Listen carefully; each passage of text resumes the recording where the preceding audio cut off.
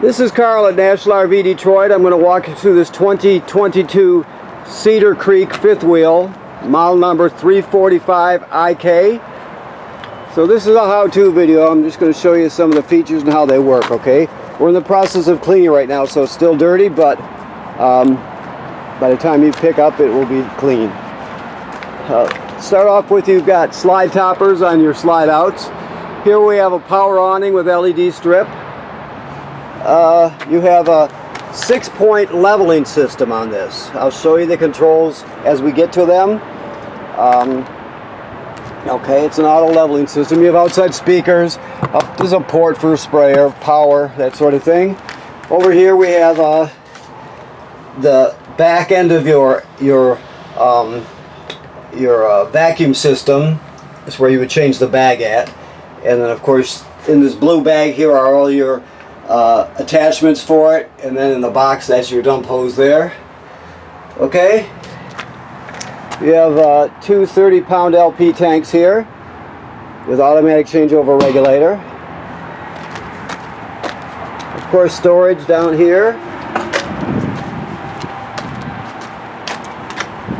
This is the first controller for your leveling system. I'll show you that right in a second here. But this is your hydraulics, your battery. Okay. So you'll pull this plastic protection cover off when you get it, but basically you're just going to turn it on, and there's only two features that you really need to use. Auto level. So after you unhook your tow vehicle and pull it away, you come here and you push auto level and it'll level the trailer. Now it remembers the last position that it was in before it auto level. That would be hitch height. So you go to the down arrow and you push auto hitch, enter to begin, then you push enter, and it'll return the trailer to the position it was in right before you auto leveled it. And then you should be able to slide it underneath and hook up and you're all set. Now you can operate the jacks independently of each other. There's another option called retract all. Just remember, it'll nosedive the trailer. It won't damage anything unless there's something underneath, but it will nosedive the trailer. That's why you go to auto hitch height. Okay? Alrighty. Battery and hydraulics. Okay.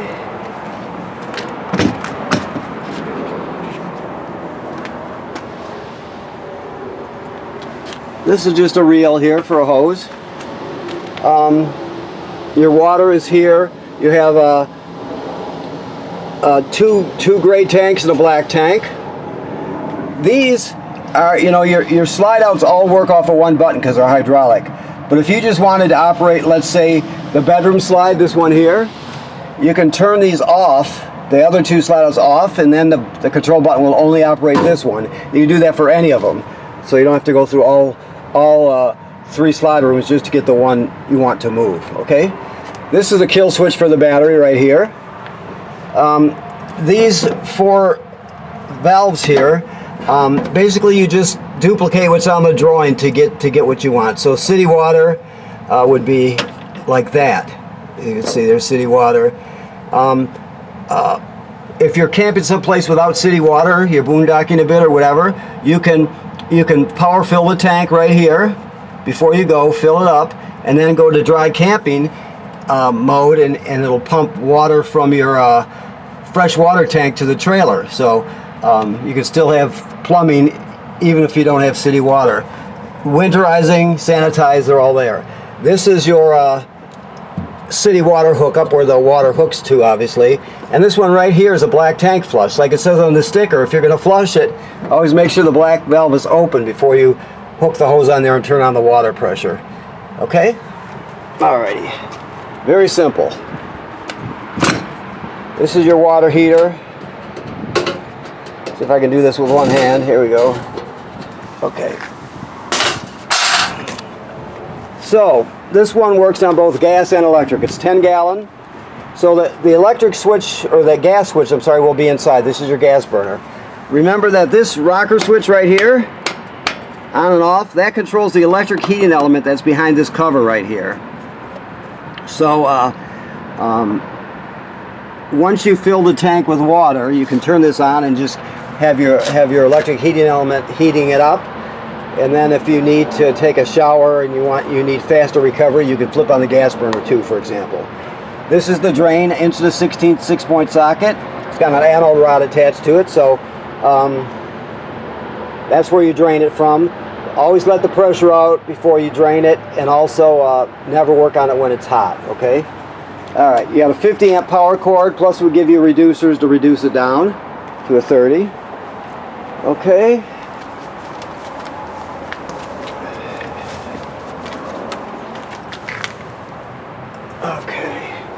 So you have a ladder, which makes it easy to inspect the roof. The manufacturer states you should inspect the roof every 90 days, so make sure you do that, or have somebody do it. That housing tells us we're pre-wired for a Furrion backup camera kit, so you can always add that if you're interested. Let's go inside here. Okay. So you have a touch panel screen here, which is right here, and everything's self-evident.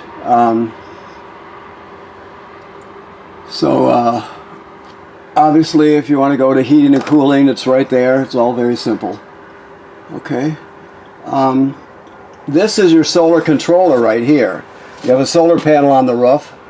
So right now, the button you pay attention to is the one in the upper right-hand corner that says amp volt. The rest of them you don't have to mess with. Right now it's telling us there's 14.7 volts in the system, which is excellent. If I push it once more, we're gaining 3.6 amps from the sun. So the sunlight's being converted to 3.6 amps and stored in your battery. Okay?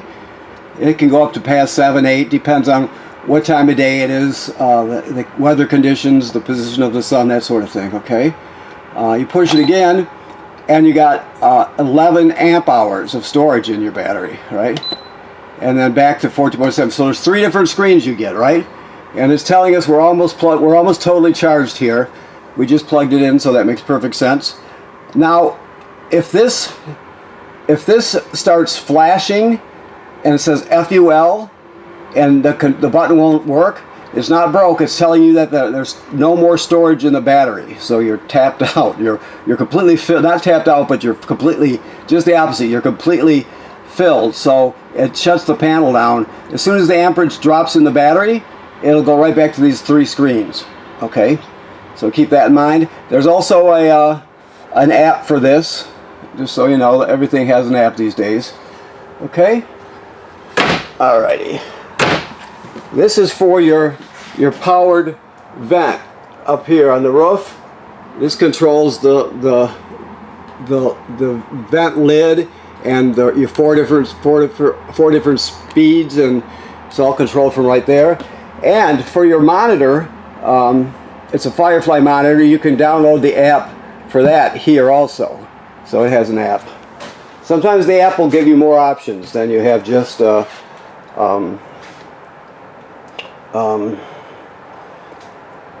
from the panel itself, the physical panel. This is a tire monitor. If you're interested in using it, it has, each one of your wheels has a sensor right on the wheel on the inside of the tire, and it's always directly across from the valve stem. So just keep in mind, it'll tell you your tire pressure, it'll tell you your temperature of your hubs. So, and it's got this screen right here you take up in your tow vehicle with you. Alrighty, your refrigerator is right now it's got the lock in it. You always want this in when you're traveling. You don't want to bounce open and dent your doors. Okay, here. When it comes to your range, it's very simple. Right there, you can see it lights. So all you're going to do is turn it to temperature and push it in so you hear it clicking, and then light it. Same with the oven. Here is your microwave. Obviously works like any other microwave. It also has a light underneath and 2 fan speeds. TV works like any other TV. it has a swing out bracket, right? So you can swing it out into position, and this latch here. You always, or strap, I should say. You always want to strap it when you're traveling. Therefore, it won't swing open and get damaged. Okay. This would be your TV remote here. This one here is for your sound system here. So this plays discs, CDs, and DVDs. It has a USB drive in it. It has an HDMI in, if you want, if you want to go into the system with something. It has Bluetooth, so you can stream wirelessly from your phone to your tablet. It has AM/FM radio and 2 speaker zones. 1 inside the trailer, 2 is outside the trailer. Okay. The next remote is for your fireplace, which is a space heater. Okay. So you see, it's kicking out right now.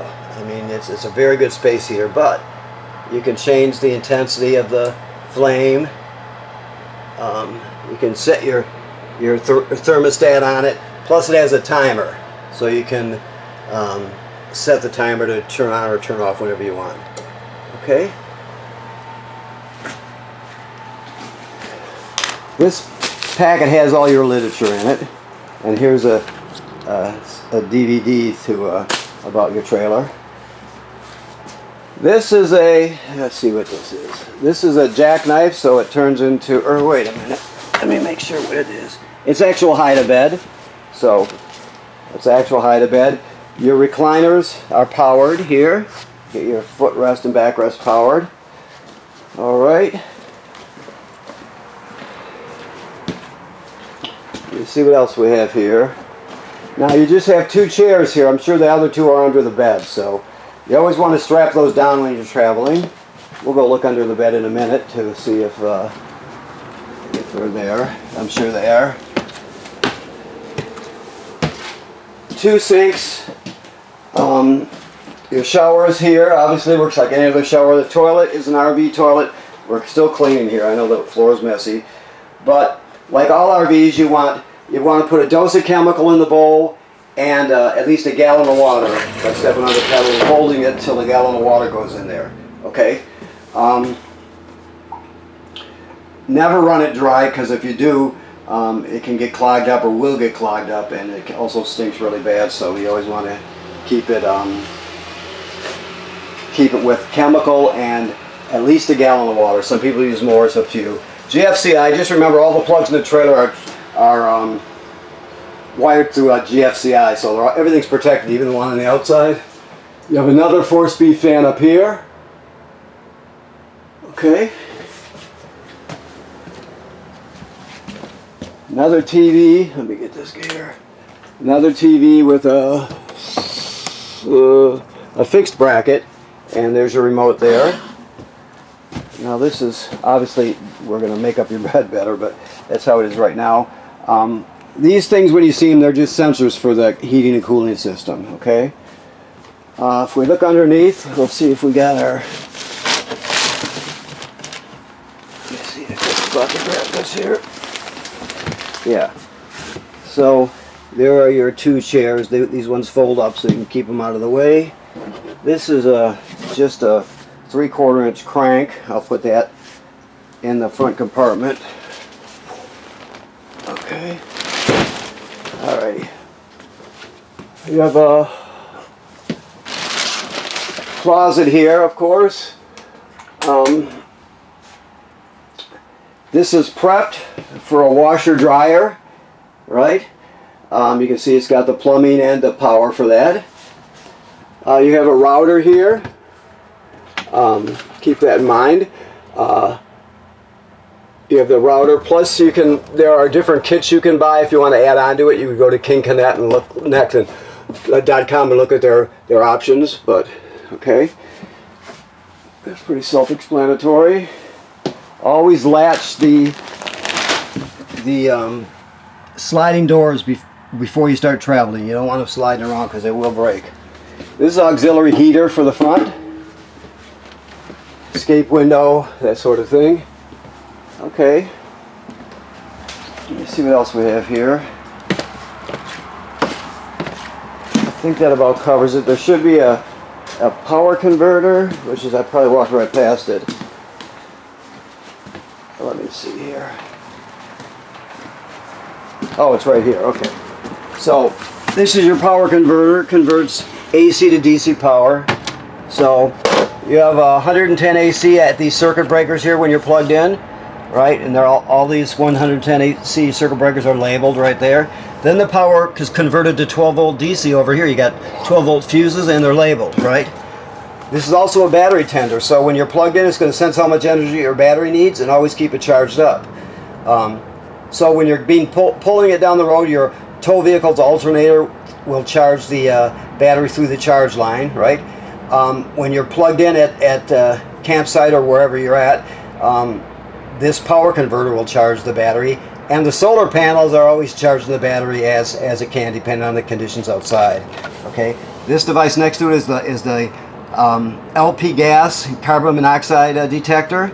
So it should always be glowing green like it is. If not, get it serviced. Okay, and there's your vacuum. There's a port here to hook your actual attachments to, and then you have that there. You just sweep the dirt over by it and kick that up like that, and it's like a dustpan. It just sucks it right in. Okay. Alrighty, so I think we got everything here. Let me just look around a bit.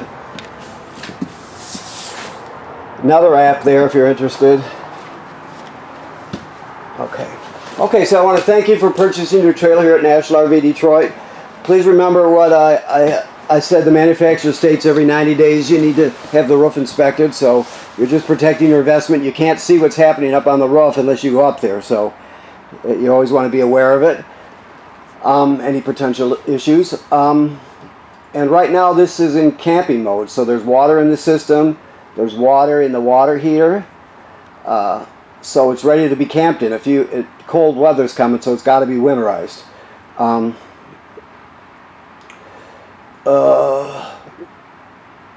Remember to, when it comes to the water heater, if you drain it, which people do, they'll pull a drain plug. Let's say you're not going to camp for a couple months, you're going to just empty the water heater and drain it. Always remember to refill the water heater before you turn it on. That's important. People tend to forget that, so make sure you always have it filled with water before you turn on the heating element or the gas burner. Okay? Thank you very much.